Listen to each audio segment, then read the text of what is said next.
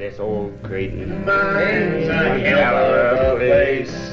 The organization's a disgrace. That's what it's pullers and pushers and some women too, standing around with all to do. Singing I was standing one morning having. And what brought me to this region was my first job. My dad was working in the mines, and like Father Lake's son, I come up to work with him. So I came up for 3 months, and 30 years later, I'm still here. In the days of my time, prospecting was done the old-fashioned way. It was done by going out in the bush, looking for gold.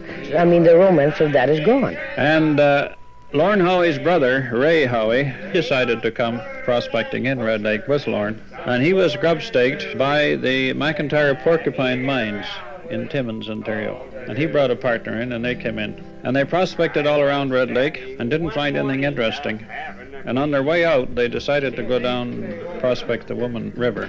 So they camped in the bay in July, and every day for the next several days, when they went to pull out their canoes, a north wind sort of blew them back into the bay. So they had to wait till the wind died down and stay the night and put up their tent. And the next day they'd start, and it would blow them back in. It was waves. They couldn't paddle against it. So while they were there, Lorne Howey was in the tent, and his brother-in-law, he walked up the hill, and under the roots of a fallen tree, a tree that had blown over, he found a quartz vein about 1 inch wide and a couple of feet long. And any type of quartz usually carries gold and is always interesting to any prospector. So Lorne Howey showed immediate interest, and he said, "Let's see where you found that." And he said, "Well, it's just up the hill here." So the brother-in-law started to follow this vein northwards until it ran into a little swampy ground, and then he went up the other side. So Howey turned southwards and said, "I'll follow it up here." And he went up the hill. He went a short distance, and he pulled off the moss and the dirt, and he found the vein had widened. So he went farther on, and he found they had widened to about 20 feet. And he broke off a piece and looked at it, and there was visible gold in it. And when you see visible gold in any rock, it's very rich. And his brother, Ray Howey, had been down a creek that runs into the bay, and when he was down there, he had found a piece of mineralized greenstone, very well mineralized greenstone, and that's always of interest because it usually carries gold. So he broke off a sample of that and came back, and he heard the blows of a hammer on the rock, and he walked up the hill, and there's his brother breaking rock, and he handed him a piece of quartz with visible gold in it and said, "It looks like we found it." And Ray Howey replied, "Ain't that what we came here for?" Well, a lot of mining going on then. Most of the mining was done, they met the public and they put up the dough, and before long there'd be no mine. They mined the public instead of the ground, you know. Sure, that was the idea. The working conditions, well, they were like any working condition. When you get a job, you work. You don't get a job just to sit around and wait till 5 o'clock. I think the working conditions were all right, although some people today don't think so. That's their business. Accidents on the job, we had some small ones, and in the mine, the odd fella got killed in the early days, maybe 2 guys as long as I can remember. Well, one guy got killed and the whole thing caved in on him. It was all loose and he was drilling it. It was pretty loose. Loose bolts were in at 6 feet, 6-foot bolts even let go. That was pretty loose, and the noise and the drilling that all vibrated it, and it all gave away, you know, fell on top of it. As far as dangers in the mine, there was dangers. There was such thing as loose rock falling down, if you're not careful, running into mist holes. One of my friends got blinded for life. He started to drill a hole, and he ran into life powder, and it kicked back, and it blinded him for life. And another friend of mine, he was working underground. He overdone it. He had a bad heart. He fell on his face while pushing the car up to the station, and that was the end of him. He was dead. I went underground in May of 1933, and at that time they were still using the carbide lamps. And if no one has ever used a carbide lamp, they'll never realize what a hardship and how nauseating the smell was. And I worked there for 8 years, and they were hard years because the equipment and the ventilation were not as they are today. Well, in them days, when we used to work underground, it wasn't like today. Nowadays they have very good machinery, modern machinery. In them days we done it all by hand. To take the ore out that we blasted, they used to call that mucking, not shoveling, they call that mucking. And nowadays I notice in some of the modern mines they have nice electric lamps, battery lamps on their hats. We had carbide lamps. You would put carbide in the bottom part of it and water on the top, and you ignite it, and there was a little flame like a cigarette lighter. That's the only light you had. If it went out underground, you were in the dark until you got it cleaned out and relit again. And you always carried a little can of carbide in your pocket. And about every 2 hours you'd change it. And as far as the drilling machines, in them days they were on a post with a cross arm and a bar, and you cranked them by hand. Crank and crank and crank till you got your hole in. You used to drill an average of 18 to 20 to 22 6-foot holes in a day. That took a lot of cranking. And then you'd done your own blasting, so you had to be rugged and strong to do it. And if you wasn't, you just didn't do it. This is hard rock mining, and it's real hard labor to work down that mine. And when you get your paycheck and come up, the odd man spent it, blew it, and drank, but not all of them. Because they earned it too hard was probably one of the basic reasons they didn't spend it so easy. The hotel really did a booming business in those days. And they used to line up for 2 or 3 blocks for beer, the miners.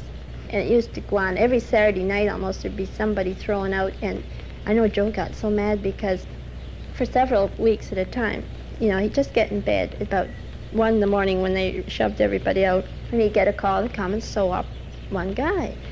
So apparently, several times, instead of opening the door, these guys would get sloshed. They just threw them right through the door, through the glass. Well, this happened 2 or 3 times, and then I guess the clinic phoned the hotel and told them that, the next time they'd have to pay for it or something. But things were pretty, especially, pay nights, things got pretty wild. There were stabbings and... When I got here, the gold rush was over. Gold rush was over. The first thing I remember about the Lakeview Hotel, it was a 2-story board building, and I can remember the first time I was in there was around Christmas. And some guy brought a horse right into the bar. I don't know who it was, whether it was, there was a fellow here by the name of, had a bakery down there. But anyway, he brings this horse in, and there was a big black piano in there in the back. And those guys were sitting around and drinking beer and this great big horse, and all of a sudden, the floor broke through, and there was a kind of a small dugout underneath, and the horse fell in through that floor was rotten, I guess, I don't know, and then, so these guys, they all got hold, there must have been 40 guys there, they just lifted that horse right out and carried him over to the door and then took him outside again. That's one of the things. Well, of course, remember, in the early days here, there were bars. They had places downstairs that they got, what they call the snake rooms, that they put them, call the snake rooms.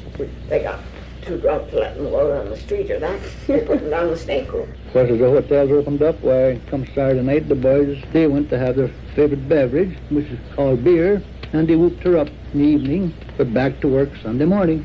There was no such thing as a day off. You had to work every day, 7 days a week. A bushfire came from that way, and it kind of went around there where the skating rink is, around that area. And all the men that were in town and out, just about where Northern Gateway, where that motel is, just about there. That's where the cop house was, right out there. And all the men in town, they all ran out there and fighting this fire so it shouldn't burn down the cop house. And while they were out there putting that fire out, the fire had went around behind them and burned down the town. Yeah, out there putting that fire out, the fire had went around behind them and burned down the town. They were out there putting that fire out, the fire had went around behind them and burned down the town. Yeah, well, and then the only other cat problem... Klondike was all placer mining, and this was all hard work mining. And in those days, they had the dance hall girls and everything. We had the same thing here, only we didn't have the dance hall girls. But it was there. It had to be. It's part of the...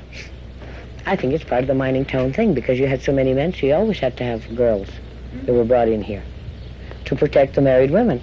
Now, you get 300 men and eight women.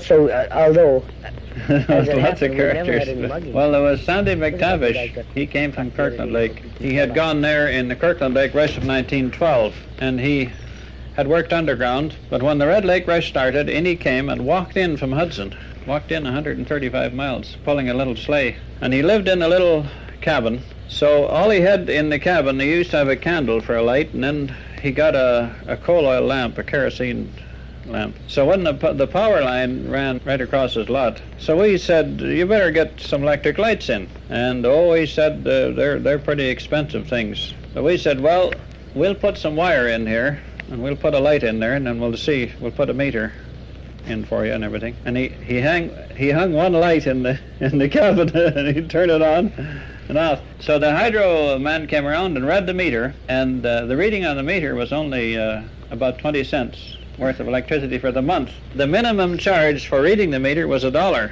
So when Sandy got the bill, he protested loudly. He said, I can't afford to pay you people $1 a month for only 20 cents of electricity. He sure didn't like that. I liked the life that was here. I was adventurous and I was young, and I used to go into with George on many, many prospecting trips. And it's a fever, you know, because I know the first time I took a piece of rock out of the big rock, and I brought it home and I panned it, and I got a speck of gold. And I thought I had something. And although there's never gold mine or anything, but you had that speck of gold, and I mean a speck that it takes a 50 size eyeglass to see it, so you can imagine how small it is. But it was just the thrill of being able to find this. Life was really rugged and tough, but you had to be tough and rugged to live there. This old Creighton mine's a hell of a place. The organization's a disgrace. It's pullers and pushers and some women too, standing around with all to do. Singing third. I was standing one morning having a pee, when the ship boss he done walked up to me. He asked me where I had left my last shift, so I showed him my all covered with. This old Creighton mine is one hell of a place. The organization's a disgrace. They got pullers and pushers and some foremen too, standing around with all to do. I was standing one morning having a pee. Same thing. When the ship boss he done walked up to me.